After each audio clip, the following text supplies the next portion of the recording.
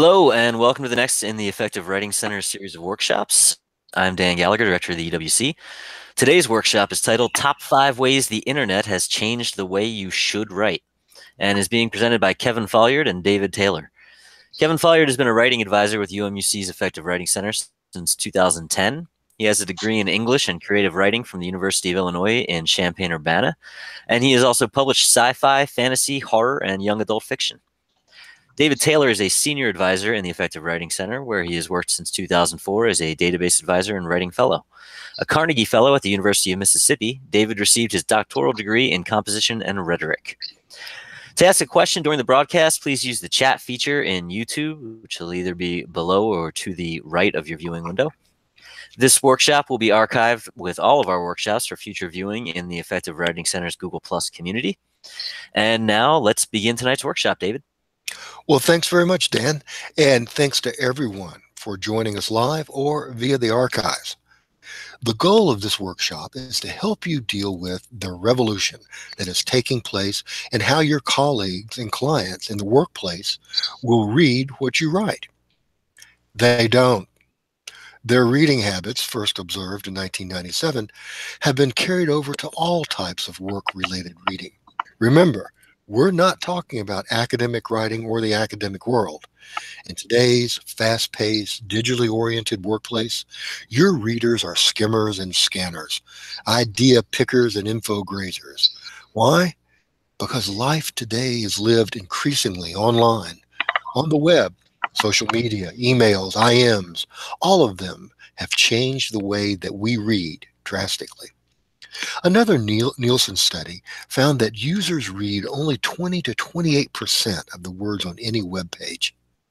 Today's business professionals spend an astonishing 6.3 hours a day just checking their email, short bursts of info they can scan and skim. We're addicted to this type of writing. The Pew Research Center studied the impact of technology on office workers. They found life on the job means life online. And that leads us to the first way the internet has changed the way we, quote, write. Out of necessity, we've returned to humankind's oldest form of literacy, visual literacy, which is the ability to interpret, use, and create images to advance thinking, decision-making, communication, and learning. And that's why in today's business documents, you find a whole new world of visual devices for breaking up the page into easily discernible, easily scannable bits, sometimes called chunks by cognitive psychologists. And if you want to excel today, you must master the visual gadgets of the new literacy. And now my colleague, Kevin Folliard, will tell us more about the new literacy and its unique rules. Thanks, David. The term new literacy was coined in 2005 by the New Media Consortium in its report entitled A Global Imperative.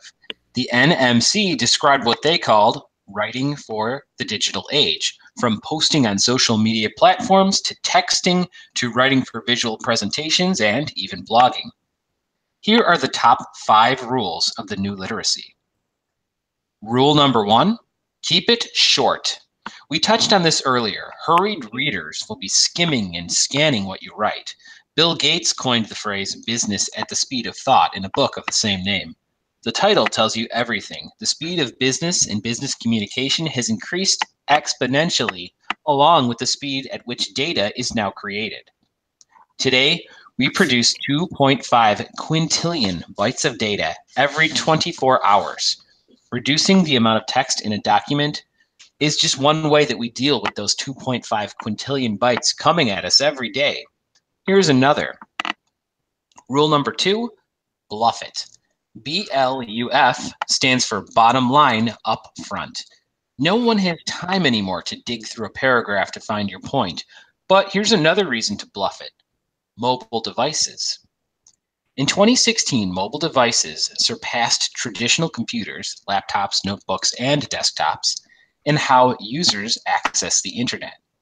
In 2018, the forecast is that mobile devices will account for 73% of all internet consumption, a number that is expected to continue to increase. So what?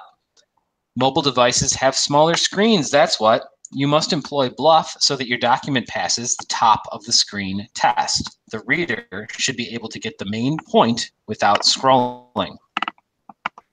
According to 38 mobile marketing statistics, in 2016, 51% of digital advertising was mobile. By 2019, mobile will consume 72% of all US digital ad spending. Follow the money. Increasingly, your writing will be read on a mobile device. Rule number 3, be careful. Today, the world sees what you write forever. Anonymity is dead. Every word, every keystroke you type in the workplace is permanently stored and forever associated with you. Additionally, you can expect what you write to be read by many more people than you originally sent it to, people you don't know and would never dream of. Before publishing anything, ask yourself, what would this sound like read out loud in a courtroom in front of a judge? That's how careful you must be. Now, I'm going to turn it back over to David for a few more rules you should follow. David? Thanks, Kevin. Here's rule number 4. Spelling and grammar count more than ever. Sophisticated spelling, grammar, and style checkers are ubiquitous today, and many are free. Some, like Grammarly, can be installed on your web browser so that everything you write, from emails to Facebook posts, are proofread automatically. Misspellings are no longer endearing. They can change your life forever. Rule number 5, make it visual. This is the most important one. As the amount of text decreases in our documents, graphics must be used to convey information once conveyed in words. Research has shown that the brains of millennials, who have lived digital lives since birth, have been rewired. Indeed, the more anyone is immersed in digital technology, the more their brains are rewired to function optimally. According to one of the latest studies from MIT, today's optimized brain can process entire images in as fast as 13 milliseconds. That's compared to the 100 milliseconds found in older studies. So it should come as no surprise that entire companies have been built around tools that help the writer turn documents into infographics, the ultimate expression of the new literacy designed to convey info at a glance. The company InfoMapping has been around the longest. Based on research begun in 1965 by Harvard and Columbia professor Robert Horn, InfoMapping uses a combination of outlining, bullet lists, and tables to translate traditional text-heavy, paragraph-centric documents, like the one on the left, into something that can be skimmed and scanned, like the one on the right. Horn's research documented up to a 40% increase in retention, a 60% increase in speed, and an 80% increase in compliance whenever InfoMapping is implemented. Other tools include Canva, Vonage, Pictochart, Easily, Infogram, Tableau, Visme. As you can see in these before and after examples used with some of these tools, the new literacy is on full display. Text-based document on the left has been chunked by reducing the amount of text, employing visual design in place of paragraphs, using graphic design devices like font type, size and color, tables with color, lists, images, and icons to provide information in a way that takes advantage of how the human brain has been rewired in the internet age to process visuals up to 10 times faster than text and to remember 4 times as much. Now I'm going to turn it back over to Kevin for a demonstration of these principles. Thanks, David. We'd like to close this hangout with a brief workshop on the most commonly used tool for visual writing in the world today, and that's PowerPoint. Transitioning to the new visual literacy includes learning to use this tool properly. Let's begin with a typical slide with bullets and lots of text. Actually, it's not a slide at all. It's a slidument, a word coined by Gar Reynolds to describe that weird and neither fish nor fowl thing that treats a slide as if it were a document. Let's analyze what's wrong. It has 3 common problems: use of a white background, ineffective use of bullets, and ineffective clip art. In step 1, we'll deal with background. Avoid white backgrounds. Why? When projected, their glare gives them a harsh and unfinished look.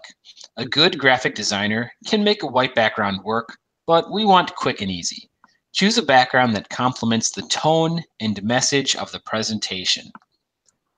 Let's take another look at our SlideGement. What is the overall message? Well, the presenter wants the client to know how great the company is to work with. What kind of background would convey that? How about an image of the company doing exactly that, interacting with the customer to provide great service? Once you have a clean, not too busy image, you need to make it into a background. Techniques for doing this can be found in PowerPoint's picture correction tool and the artistic effects tool. You can lighten the image, recolor it, wash it out, blur it, etc. Here you see it has been blurred so that other elements stand out. Now for step 2, the dreaded bullet points. When it comes to writing for presentations, follow the 5x5 rule. No more than 5 bullets per slide, no more than 1 bullet slide for every 5 slides, no more than 1 line per bullet, no more than 7 to 9 words per line. And notice that I didn't use any bullets. They're visual clutter. If I wanted to make each point stand out, I'd use text boxes like these. Let's return to the original sin, too much text all at once. The audience will either turn away or read ahead and not pay attention to you. Look at all those words. Now go in there and find the keywords, the minimum text that conveys the idea. Next, make each idea its own text box so that it stands out clearly. And don't crowd. Increase the size of the box and/or point size. With minimum words, you've got plenty of room to make sure they stand out. Also consider using the animation pane to give each text box a fly-in animation. Bringing in each point as you talk about it helps viewers to focus on it. Another trick is to add transparency to the text boxes. Right-click on the text box and choose Format Shape. Then adjust the transparency to about 25%. The background image now peeks through and the presentation blends together more. And now on to step 3, clip art, which is very difficult to use well because it can give the presentation an amateurish or childlike feel. Your best bet is icons. They are less intrusive but still serve the primary function of breaking up text, drawing readers in, and reinforcing your message. For the slide that we're working on, PowerPoint had all the icons we needed to convey innovation, caring, including supporting experience and awards. Last, we ease in the company logo to close the deal. Okay, let's compare. Notice how your eyes avoid the confusion on the left and seek the clarity on the right. And now you know the reasons why. David, any final words of advice? Just one, Kevin. I'd like to close by saying that if you examine other before and after comparisons that you can find, you're going to see the same principles of visual writing at play. Clarity is achieved by reducing the amount of text, selecting keywords or numbers, and then accentuating them and only them. The key is that you, the presenter, decide what to emphasize and then do so visually. Thank you very much, and we'll now turn it back over to Dan. Thank you, Kevin, and thank you, David.